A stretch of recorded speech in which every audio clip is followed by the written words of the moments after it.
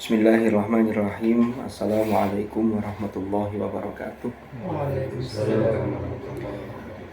Alhamdulillahirabbil alamin wa bihi nasta'in ala umuri dunya waddin. Wassalatu wassalamu ala asyrafil anbiya'i wal mursalin sayyidina Muhammadin wa ala alihi wa sahbihi ajma'in. Amma ba'd. Yang saya hormati Ustaz Lisin selaku koordinator asatid di Bait Al-Quran, yang saya hormati para asatid dan juga ustazah yang hadir di siang hari ini. Alhamdulillahirabbil alamin. Kita bertemu lagi dalam kajian tafsir 2 pekan, yang mana hari ini alhamdulillah kita bisa bertemu, dan mudah-mudahan apa yang kita laksanakan ini senantiasa mendapatkan ridha Allah Subhanahu wa taala, sehingga menjadikan kita menjadi pribadi yang semakin hari semakin baik, semakin hari semakin akrab dengan kalamullah, dan mudah-mudahan kita termasuk ahlul Quran, ahlullah wa khassatuh. Dan tak lupa para santri bait belum aktif, belum, yang hadir secara virtual. Maka dari itu mudah-mudahan sambut. Maka dari itu mudah-mudahan harapan baik kita ini diijabah oleh Allah, dan kita buka majelis ilmu ini dengan bacaan Ummul Quran. Mudah-mudahan menjadi majelis ilmu yang nafi'an mubarakan fid dini wad dunya wal akhirah. Ala hadhihi niyyah wa ala kulli niyatin salihah wa ala ma nawaina wa ala ma nawahu as-salafus salih, thumma ila hadratin nabiyil mustafa Muhammadin sallallahu alaihi wasallam wa ila hadrati ikhwanihi minal anbiya'i wal mursalin was sahabati wat tabi'in wal ulama'il 'amilin wal musannifin wa a'immatil mujtahidin wal qurra wal mufassirin wa ila silsilati masyayikhina fi ta'limina wa ta'allumina wa khassatan ila al-mufassirin al-imam Jalaluddin al-Mahalli wa Jalaluddin as-Suyuti wa Imam Ahmad as-Sawi wa jami'il mufassirin wa jami'i masyayikhihim wa usulihim wa furu'ihim wa nafa'ana bihim wa bi'ulumihim fid dharain amin. Al-Fatiha.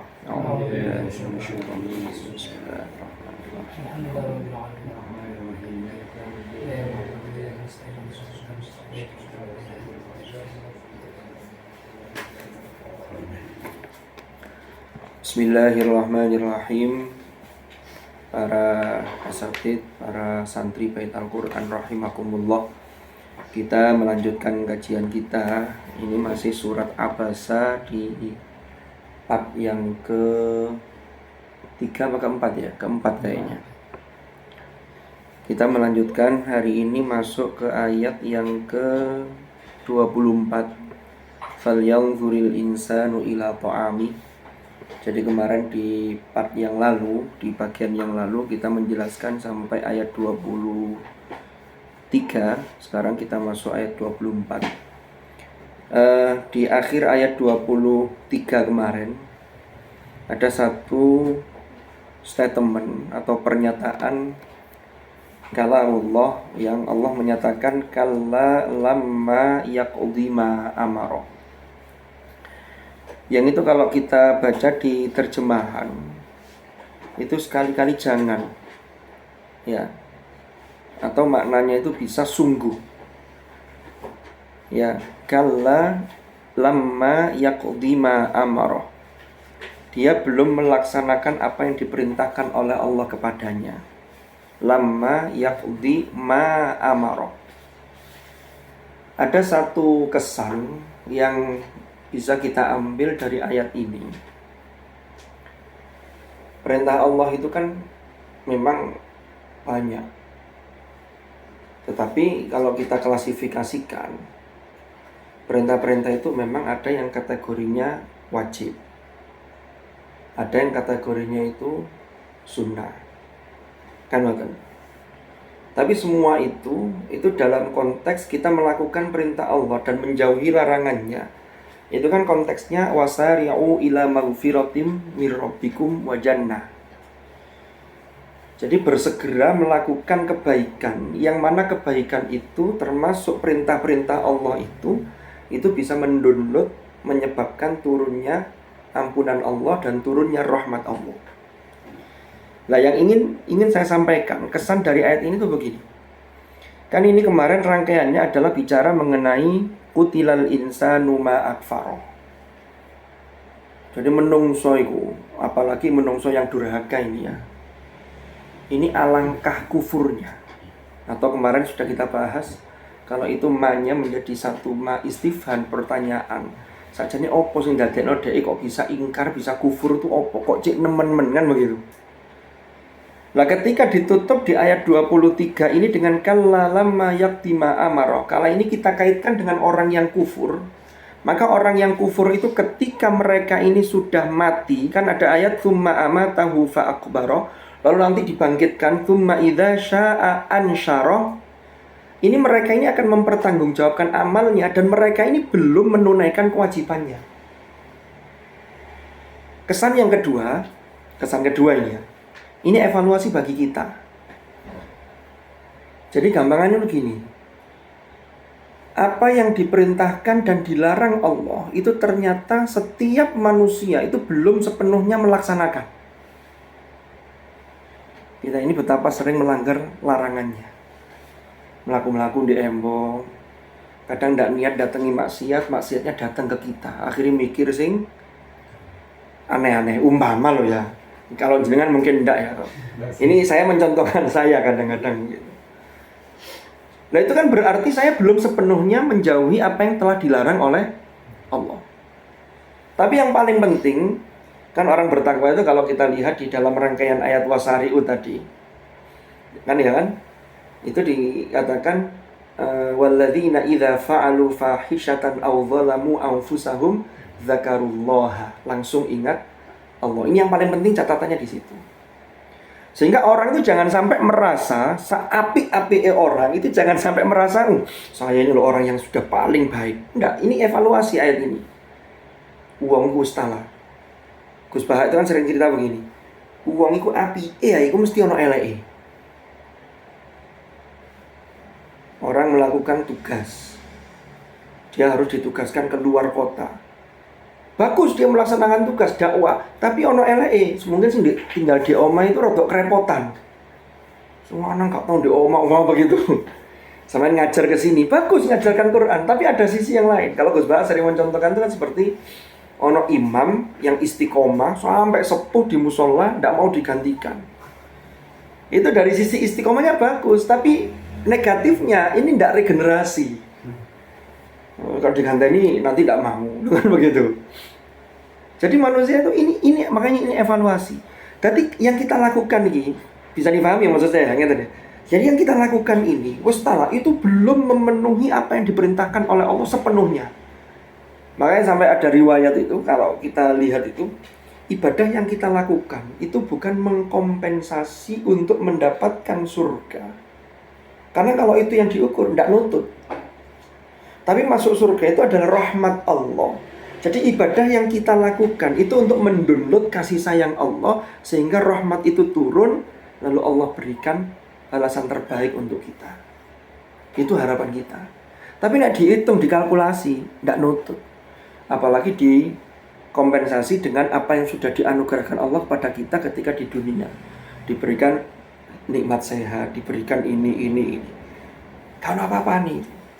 Jadi ibadah kita ini, itu tadi, jangan pernah merasa pede bahwa kita ini sudah melakukan sesuai apa yang diperintahkan dan menjauhi yang dilarang. Ini sebagai bentuk ketawaduan kita.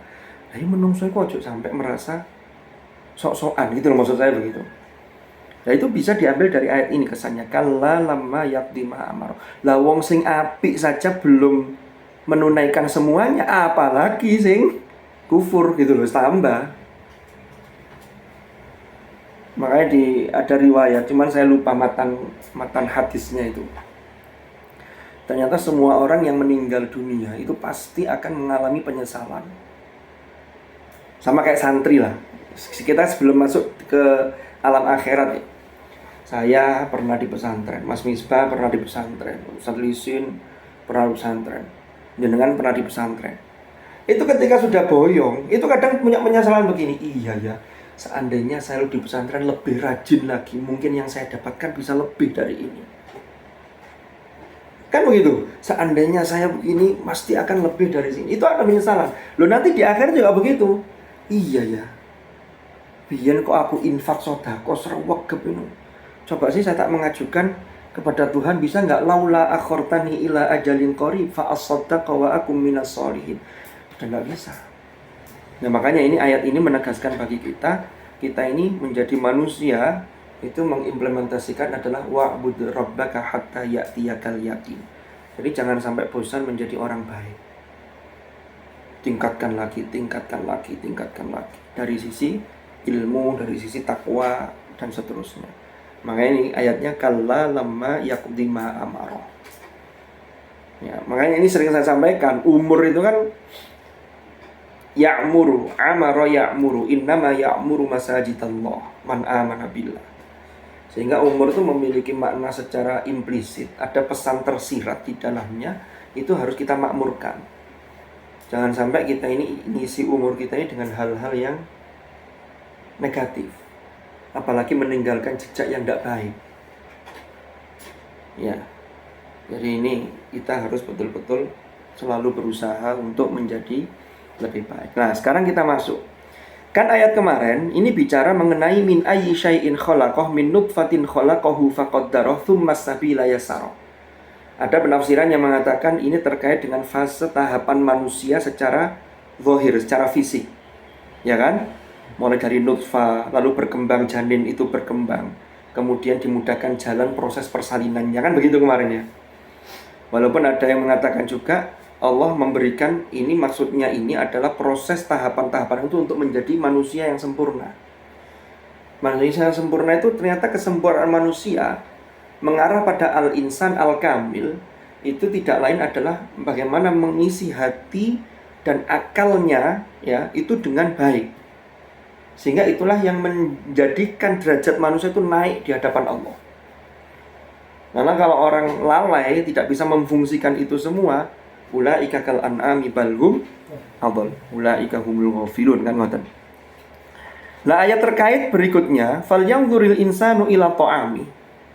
Maka hendaklah seseorang, hendaklah manusia itu melihat makanannya. Nadhara yanzuru itu dalam bahasa Arab kan ada syahada yushahidu, ada nadhara yanzuru, ada lagi ro'a yaro. Syahada yushahidu, musyahada itu menyaksikan dengan mata kepala. Ini biasanya dipakai itu. Tapi juga bisa persaksian yang itu sangat meyakinkan, sehingga seakan-akan koyok ndelok temenan. Makanya syahadat itu menggunakan syahida yashhadu, asyhadu, saya bersaksi. Itu sebuah kesaksian yang kuat. Jadi koyok ndelok temenan, ainul yakin. Kalau ainul yakin kan tingkatannya ada. Yang pertama terkait dengan ilmul yakin, hak ainul yakin, hakul yakin.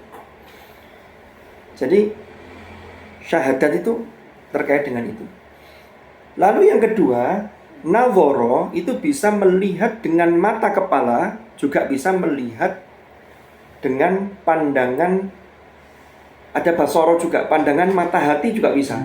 Artinya sambil memikirkan, karena naworo itu memandang sambil memfungsikan akal. Falyanzur, mengambil pelajaran. Ya kan begitu. Ada ro'a yaro. Ro'a itu juga bisa melihat, bisa menemui, bisa juga ro'iyun, ro'a itu berpendapat. Dalam pandangan saya, pandangan dalam arti pandangan pendapat. Itu tinggal nanti lihat konteksnya. Kalau ayat yang lalu umpama kesannya kita fahami ini proses secara fisik. Manusia itu kan lemah. Mulai lahir itu tidak ngerti apa-apa. Lahir itu butuh latihan. Tidak ada yang manusia lahir itu langsung ototnya kuat, langsung bisa lari 100 meter. Tidak ada. Wong latihan jalan saja tertatih-tatih itu 9 bulan mulai. Ya kan? Nanti Ustadz Misbah mengalami ini, Ustadz Lisin juga. untuk yang kesekian kalinya. Itu kerengkel-kerengkel lagi ya, tiba ngadeg maneh. Nah, ternyata perkembangan fisik ini kalau kaitan dengan fisik, fal yanzuril insanu ila ta'ami, pertama harus dilihat juga makanannya.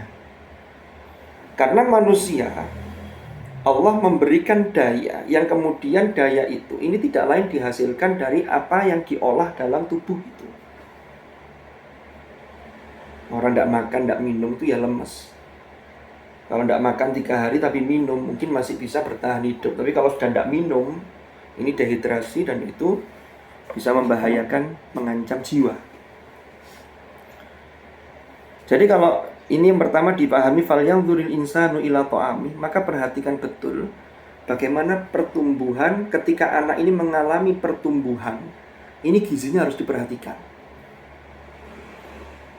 Kalau di kesehatan itu kan sekarang hasil penemuannya kan 6 bulan pertama itu ASI eksklusif. Ya. Jadi eksklusif itu maksudnya anaknya tidak dicampur dengan makanan apa-apa. Jadi itu namanya ASI eksklusif. Jangan difahami eksklusif yang lain. Karena kalau difahami eksklusif yang lain, sesungguhnya anak itu tidak eksklusif. Karena ada yang ganggu. Sudah, nggak kita perdalam di situ. Nah, ASI eksklusif 6 bulan itu ternyata sudah bisa memenuhi kebutuhan makanan si bayi, termasuk minumnya. Baru nanti makanan tambahan, makanan pendamping ASI, MPASI, itu pun berproses. Mulai yang lembut-lembut dulu, jus buah itu dijus, dilembutkan, ya kan gitu. Ini ternyata berpengaruh pada pertumbuhan.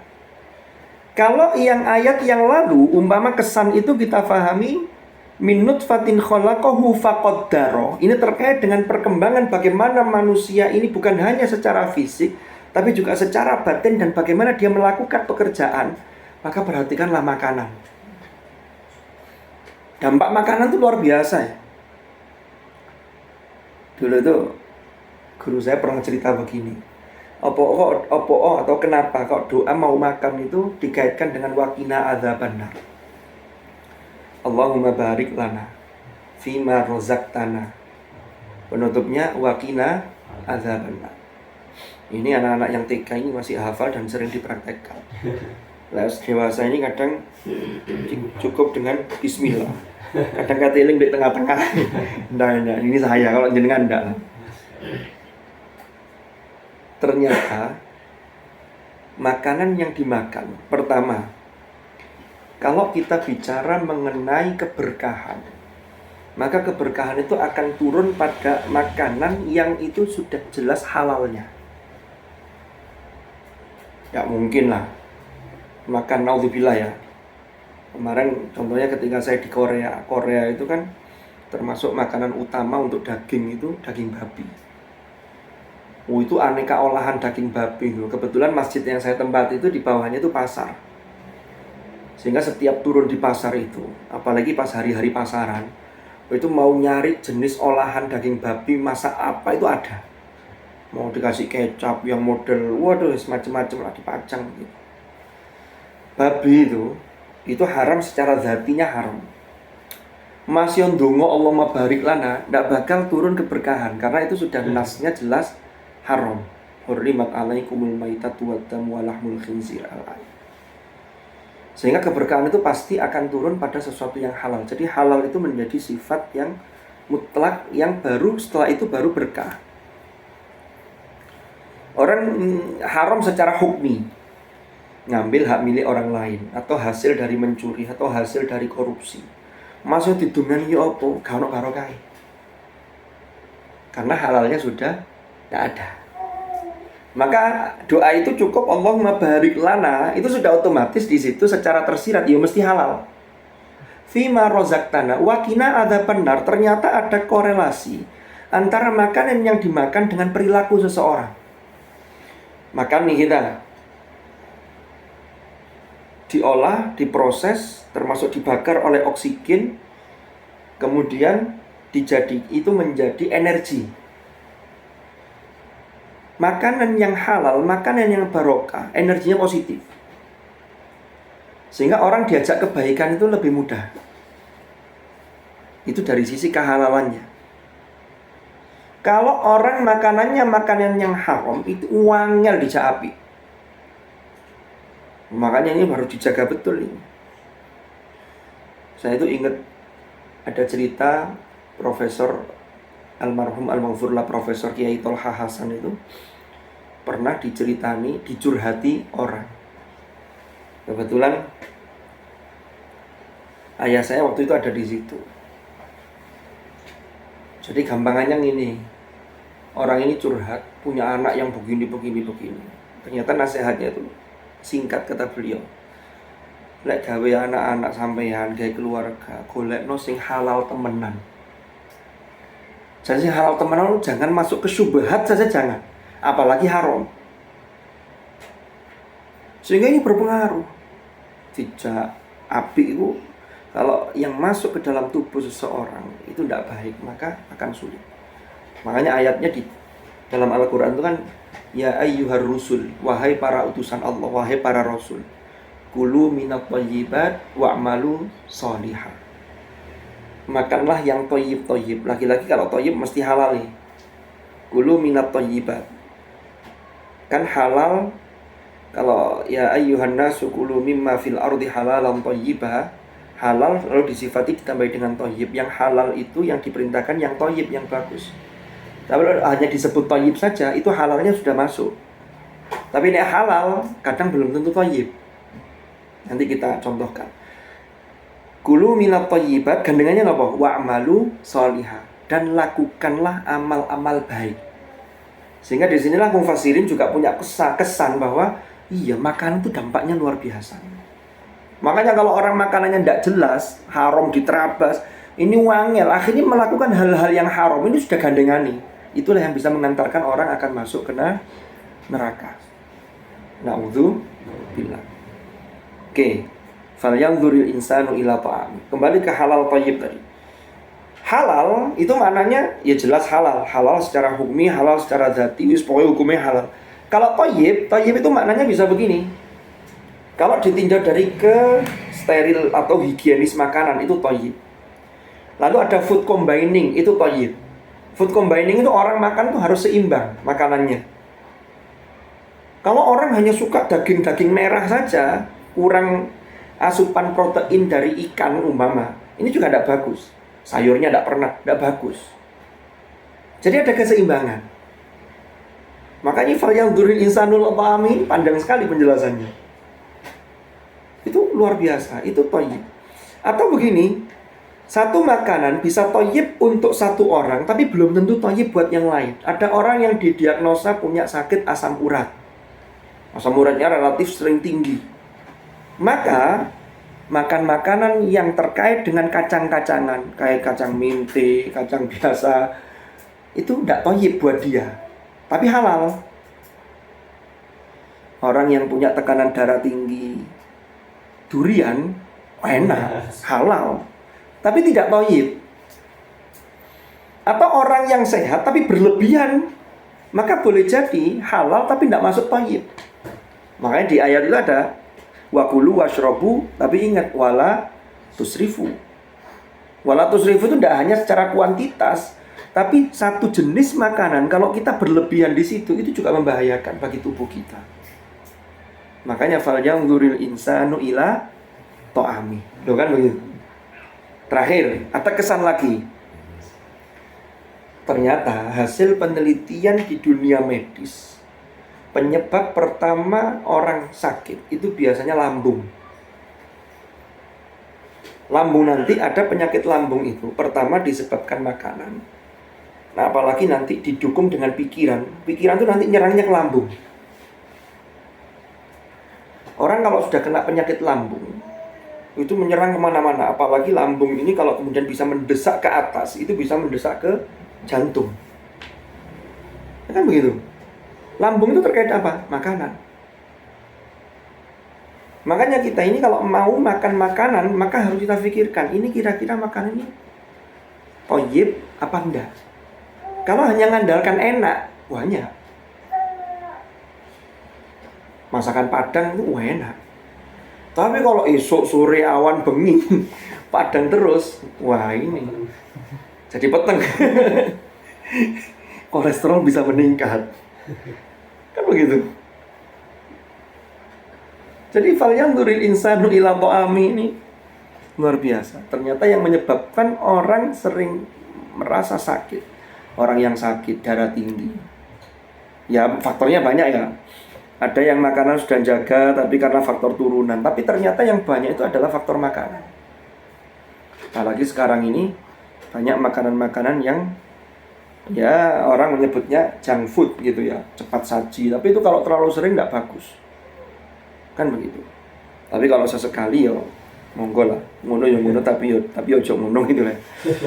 Maka falyanzuril insanu ila ta'ami.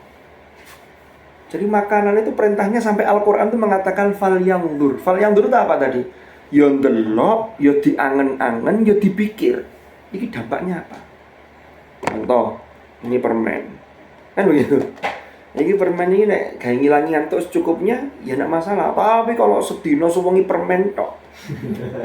Ya ada bagus juga kan gitu. Lanjutannya. Setelah Allah perintahkan untuk manusia agar manusia itu merenung terhadap apa yang dia makan. Jadi yang dia makan itu bisa jadi bentuknya tadi itu. Untuk dirinya seperti apa efeknya, dampaknya. Lalu makanan itu sudah halal dan thayyib atau belum. Kan begitu. Dan seterusnya. Maka Allah dalam rincian ayat berikutnya ini menunjukkan karunia-Nya yang luar biasa terkait dengan kebutuhan manusia, terkait makanan. Kita lihat. Falyanzuril insanu ila ta'ami. Ya. Kalau di sini dalam tafsir ini tadi falyanzur al insan itu adalah ditafsiri dengan pandangan yang ada proses i'tibar. Makanya tadi itu, jadi i'tibar itu sambil mengangan-angan. Ila ta'ami kaifa quddira wa dubbira lahu. Wah, kalau ini justru malah perintahnya itu adalah disuruh memikirkan bagaimana makanan itu quddira wa dubbira lahu. Termasuk bagaimana makanan itu kok bisa ada di hadapan kita. Itulah kita bisa membuat terima kasih kepada banyak orang. Untuk menghadirkan secangkir kopi di hadapan kita itu membutuhkan jasa banyak orang. Ustalah, uangnya masih duit ya, gitu ya, nggak terbatas umpama ya, 7 turunan nggak habis. Itu nggak bisa melakukan sendiri.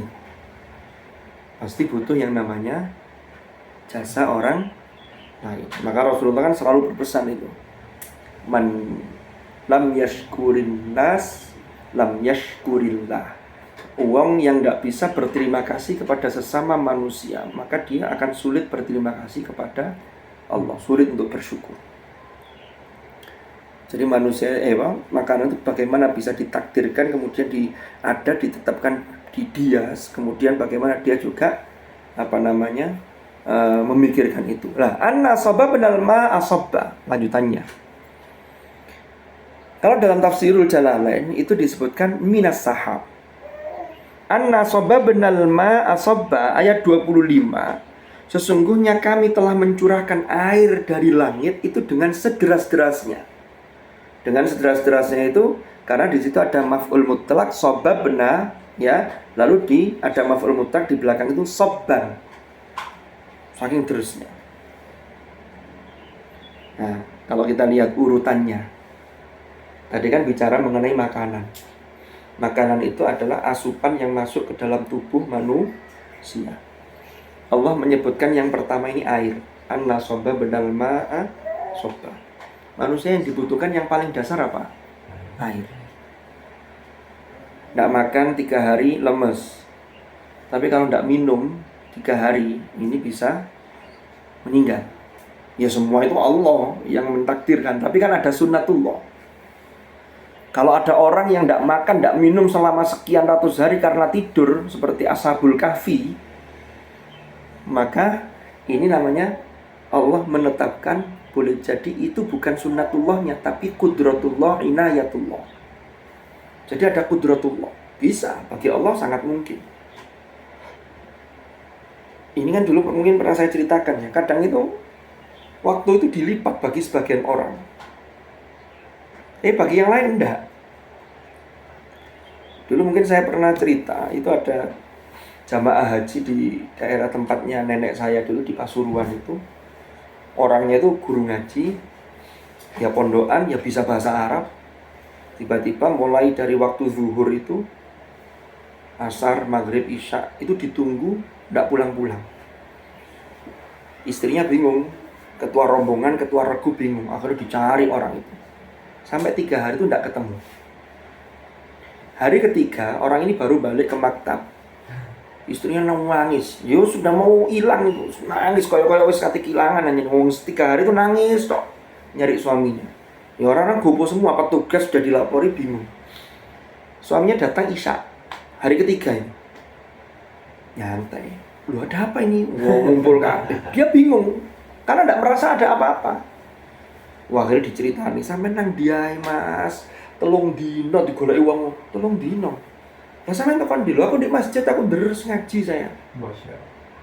Telung dino gak mulai-mulai lah mangane apa lho? Enggak aku mek zuhur sampai isya, tak tong kae mari isya tak mulai nang maktab. Jadi dia itu ngaji di depan Ka'bah di Masjidil Haram itu. Bagi dia itu deres zuhur wis gak mulai wis kebetulan HP-nya gak dibawa sampai isya. Dia baru pulang isya malamnya itu. Ternyata orang lain itu sudah nyari 3 hari. Loh, ini kan berarti ada dimensi yang berbeda. Makanya kalau kita bicara Ashabul Kahfi itu Allahu a'lam gitu, tapi di situ ternyata mengandung saintifik yang luar biasa itu. Termasuk kalau panjenengan baca ayat wa tarasyamsa idza tala'at tazawaru an kahfihim dan seterusnya itu. Ya. Itu ketika membolak-balikkan badannya dan seterusnya itu luar biasa itu kalau dikaji. Jadi, apakah yang 300 tahun itu real? Apakah Allah melipat waktu dimensi seperti tadi itu? Wallahu a'lam. Dan itu sangat mudah bagi Allah. Bisa dipahami ya? Jadi lalu jangan kita paksakan, enggak mesti ada loh 309 tahun Ashabul Kahfi enggak makan, enggak minum masih hidup. Nah ini sudah kita bicara yang lain. Ini kan bicara secara sunnatullah.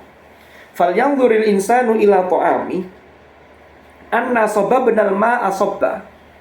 Pertama, runtutan ayat ini kita lihat bicara makanan, maka yang paling pertama asupan yang paling dibutuhkan oleh manusia itu air. Tapi air ini memang manfaatnya betul-betul luar biasa. Air itu menjadi inti. Bumi ini kan lautan itu jauh lebih banyak, 2/3 ini lebih banyak dibanding daratan. Nah kan begitu. Ini nanti prediksinya. Makanya prediksi-prediksi itu kalau diilmiahkan, itu nanti akan ketemu dengan ayat-ayat tentang kiamat. Idza sama'un fatarat, idza sama'un syaqqat. Termasuk di situ ada wa idzal biharu fujirat, wa idzal biharu sujirat. Kan bumi ini ada lapisan, ada atmosfer, ada lapisan ozon itu. Itu yang bisa kemudian menjadikan termasuk ketika itu kemudian menipis, akhirnya es yang di kutub utara ini kan meleleh. Ini yang nanti akan menenggelamkan dan seterusnya. Nah, kalau sudah kiamat kan kemarin sudah kita bahas dalam kajian surah Al-Insyiqaq, surah Al-Infitor itu. Jadi ini sesungguhnya sains itu kalau kita mengikuti seperti yang dikatakan Profesor siapa orang biologi itu, siapa listen dekan jenengan dulu, Prof Sutiman ya. Itu beliau kan mengatakan begini. Jadi sains itu bukan membuktikan kebenaran Al-Qur'an, karena kita sebagai orang beriman kita sudah yakin Quran itu pasti benarnya. Tapi sains itu menjadi salah satu alat tafsir. Tapi bagi orang yang tidak percaya, membuktikan sanurihim ayatina fil afaq wa fi anfusihim hatta yatabayyana lahum annahul haq. Awalam yakfi bi rabbika annahu ala kulli syai'in syahid ya. Iya, syahid ya. Yang juz awal juz 25 ini. Jadi ini alat tafsir. Jadi sains itu akan mendukung sebagai alat tafsir. Kalla anna sababnal ma'a sabba. Jadi betapa fungsi air ini luar biasa. Tsumma syaqqaqnal arda syaqqa, kemudian kami belah bumi dengan belahan yang sempurna. Jadi wis digerojok banyu, bumi yang asalnya kering kerontang, bumi yang asalnya kering ini kemudian menjadi subur. Ini kalau kita ambil hikmah, saya tadi angen-angen waktu naik motor tadi. Iya ya, ayat ini kalau kita ambil pelajaran, betapa air kehidupan kita di muka bumi ini. Ya. Jadi ini disiram dengan air. Ini akan menghasilkan sesuatu yang baik. Itu harus selalu disirami, bahkan dipupuk. Kalau kita ini ingin menghasilkan amal-amal yang baik, melakukan amal-amal soleh, maka diri kita ini harus selalu kita sirami dengan air. Air kehidupan, air mata, terkait dengan mata air. Bukan air mata ya, mata air ya. Mata air ajaran-ajaran agama. Sehingga kita tidak kering. Orang tuh kalau jauh dari nilai-nilai agama, kering. Kan begitu. Jadi kembali lagi, anna sababnal ma'a sabba thumma syaqqaqnal arda syaqqa. Bahkan kalau kita lihat ya di ini surah Ar-Ra'd, wa fil ardi qita'um mutajawirat, Ar-Ra'd ayat 4. Wa jannatum min a'nab wa zar'u wa nakhilu sinwan wa ghairu sinwan yusqa bima'in wahid wa nufaddilu ba'daha 'ala ba'din fil ukul inna fi dzalika la ayatin liqaumin yaqilun. Di bumi itu ada kepingan-kepingan tanah yang berdampingan. Ada yang tandus, ada yang subur, ada kebun-kebun anggur, ada tanaman-tanaman, ada pohon kurma yang bercabang dan yang tidak bercabang. Semua itu disirami dengan air yang sama. Tapi ternyata wa nufaddilu ba'daha 'ala ba'din fil ukul. Rasanya itu bisa beda-beda. Hasilnya juga bisa berbeda-beda. Sama dengan kita. Sama dengan santri bait Al-Qur'an. Ngajinya diajari ustadz yang sama, kajian tafsirnya ikut yang sama. Tapi ini nanti tumbuhnya antara yang satu dengan yang lain ini bisa berbeda. Santri di pesantren atau siswa di sekolah atau anak-anak kita yang punya anak 1, punya anak 2, punya anak 3, itu orang tuanya sama, diberi makan sama, pola asuhnya boleh jadi sama, tapi jadi hasilnya akan wa nufaddilu ba'daha 'ala ba'din fil ukul. Kita ini belajar agama, menyirami diri kita terus begitu. Hasilnya juga berbeda.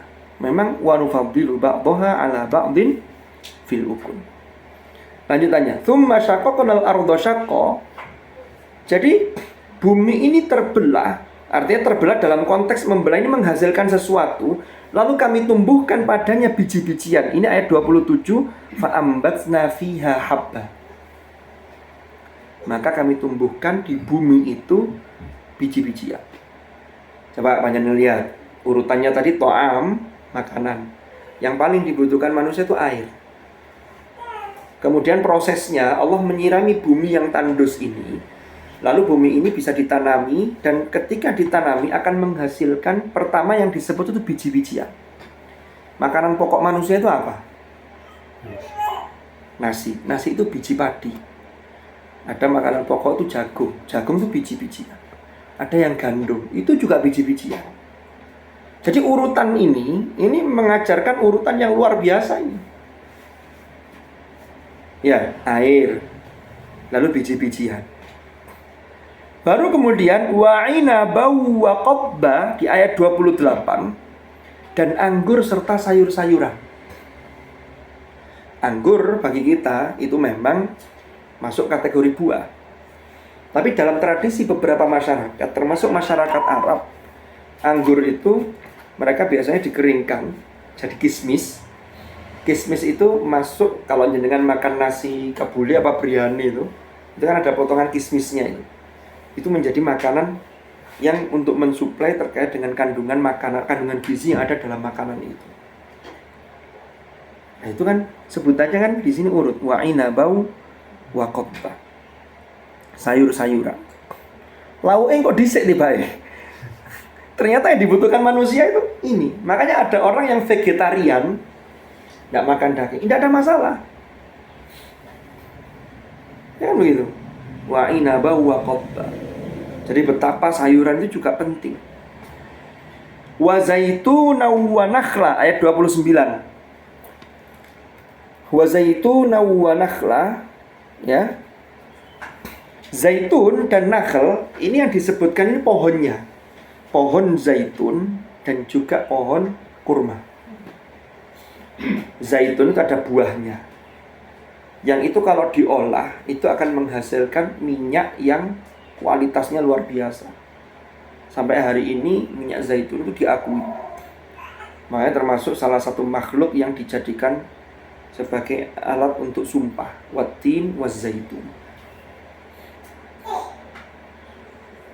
Kalau ke dokter spesialis kulit itu gandengannya SKK ya.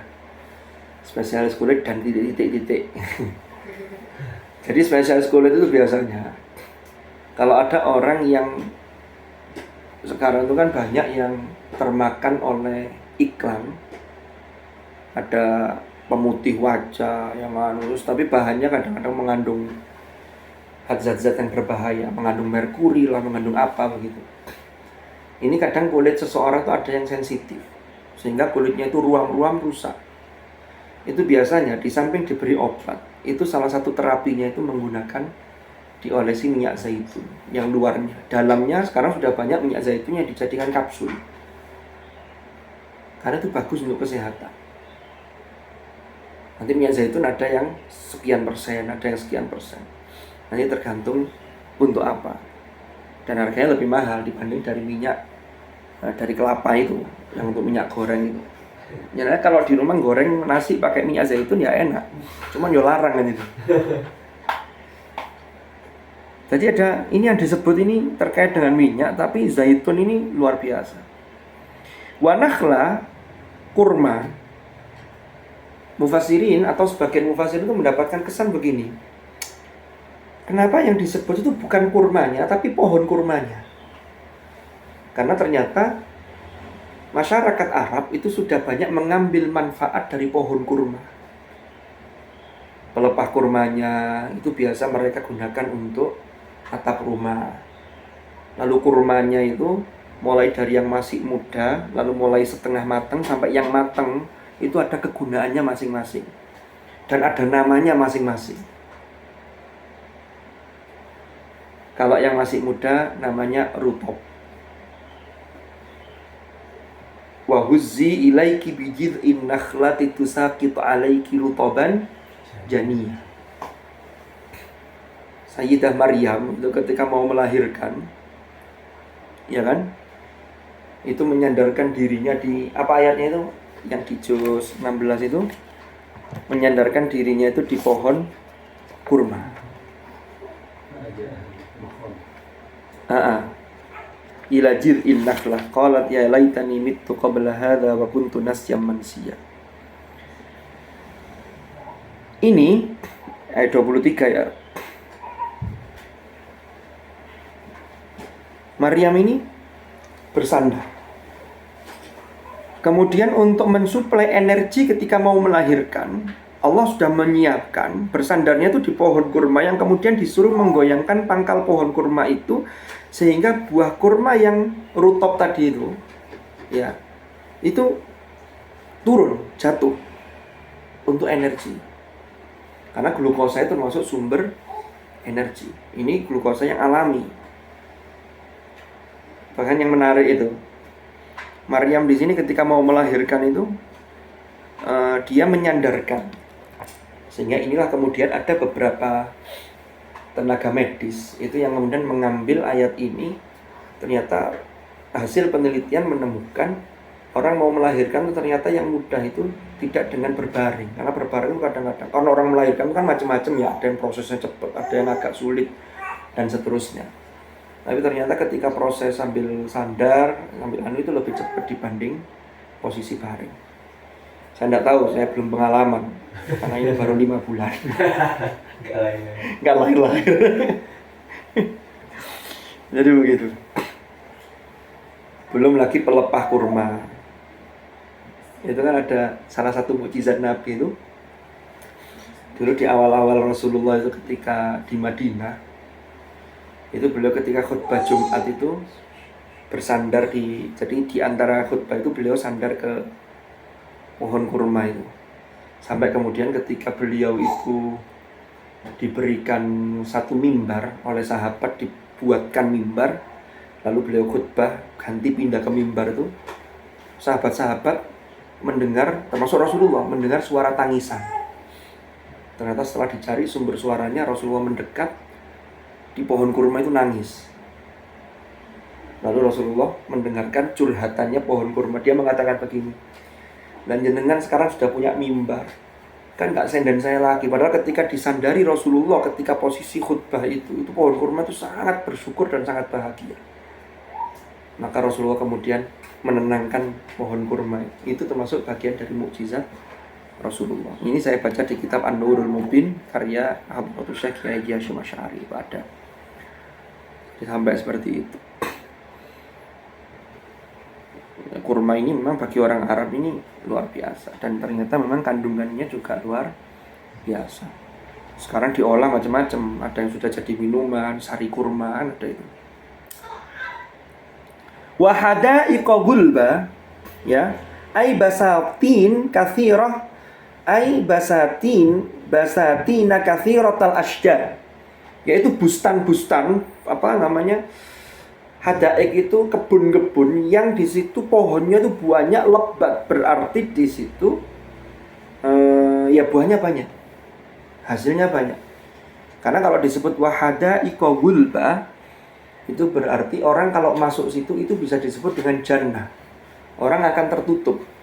Seperti ayat wadrib lahum mathalar rajulaini ja'alna li ahadihima jannataini min a'nab wa hafafnahuma binakhlin wa ja'alna bainahuma zar'a. Kan begitu. Jadi setelah membicarakan tentang fa ambatna fiha habba wa 'inaba wa qadba wa zaituna wa nakhla wa hadaiqa ghulba, ini kebun-kebun yang sangat lebat, subur, sehingga menghasilkan buah-buahan yang luar biasa. Wa fakihata wa abba. Kebun-kebun yang lebat itulah wa fakihatan, dan buah-buahan. Karena kebun yang lebat itu menghasilkan buah-buahan yang juga banyak. Wa abba, dan rumput-rumputan. Ya. Yang menarik, jadi kalau saya memahami begini, wa fakihatan itu kaitannya dengan kebun yang lebat. Lah kalau abanya, rumputnya, rumput-rumput yang banyak itu nanti untuk makanan ternak. Mata'an lakum wa li an'amikum. Makanya ayat berikutnya kan mata'an lakum, yaitu kesenangan bagi kamu.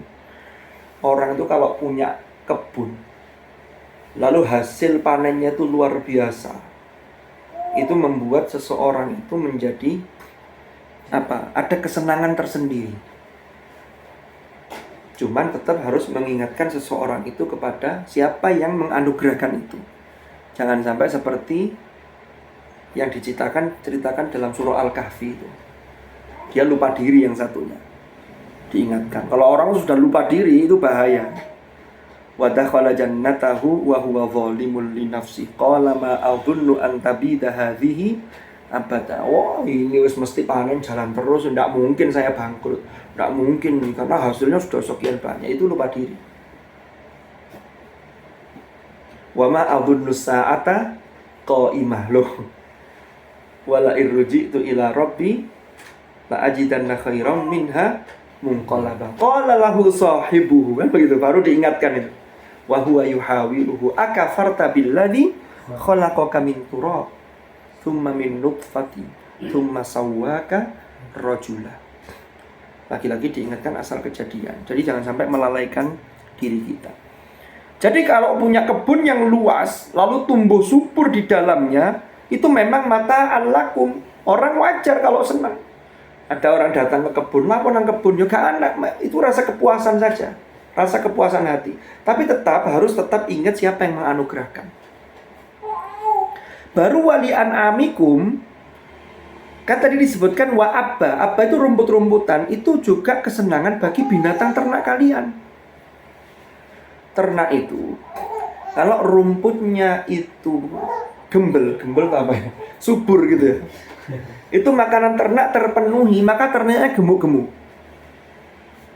Kalau ternaknya sudah gemuk-gemuk, maka ternak itu bisa dimanfaatkan.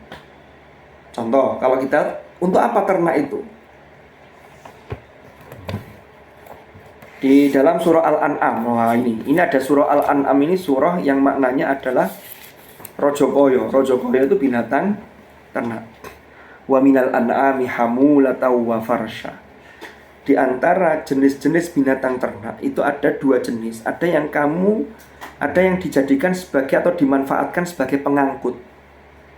Hamula.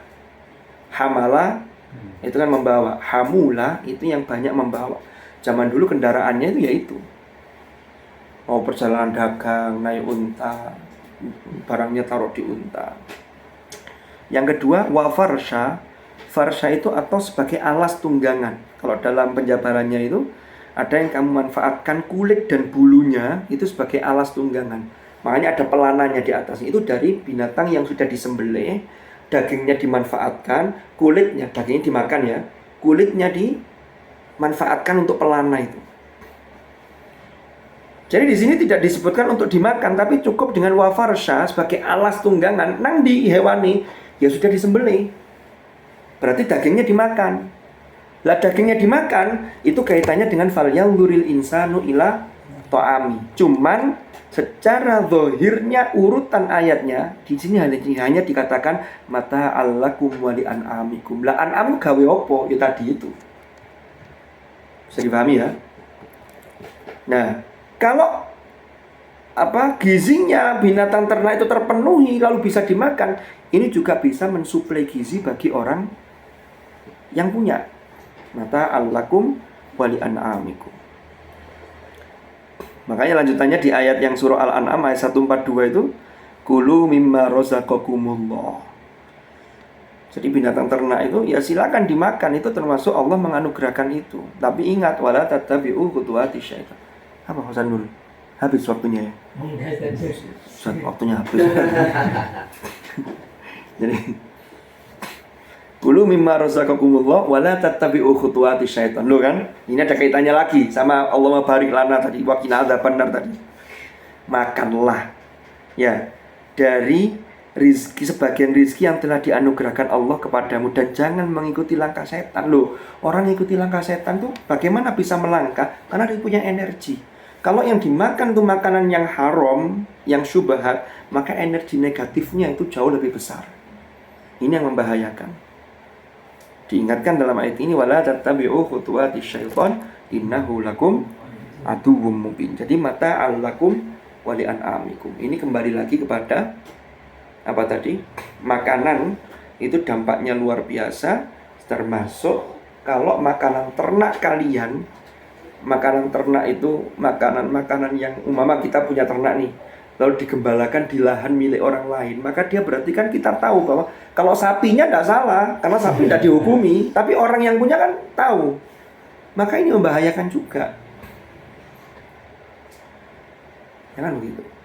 Kalau kita yang nggak punya ternak, ya ketika beli di pasar, maka pastikan dan yakinkan bahwa uang yang kita jadikan untuk membeli daging itu betul-betul bersumber dari sumber-sumber yang sah, yang halal.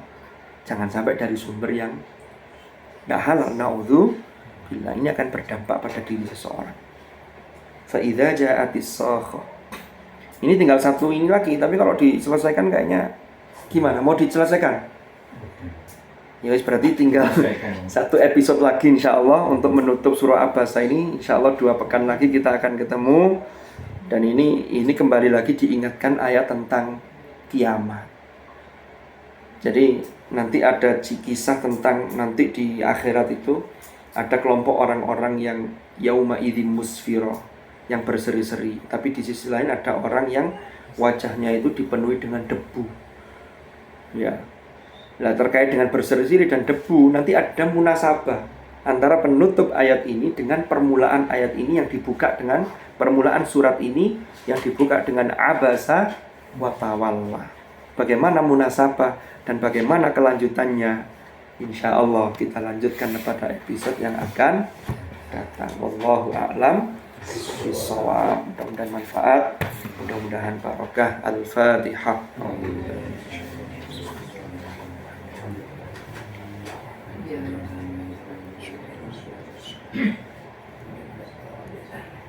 Walaupun amin.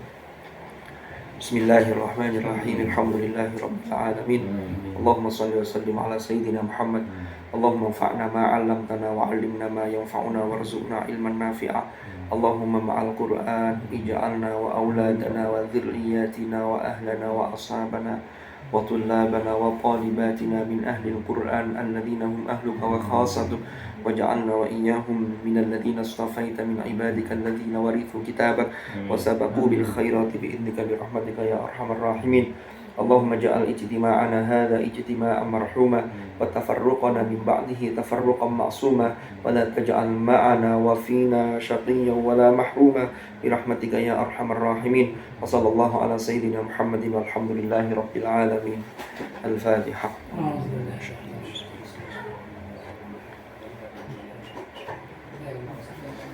Subhanakallahumma bihamdika asyhadu an la ilaha illa anta astaghfiruka wa atubu ilaik. Sallallahu ala sayyidina Muhammad. Alhamdulillahi rabbil alamin. Hadanallahu wa iyyakum ajma'in. Al-afa minkum. Assalamualaikum warahmatullahi wabarakatuh.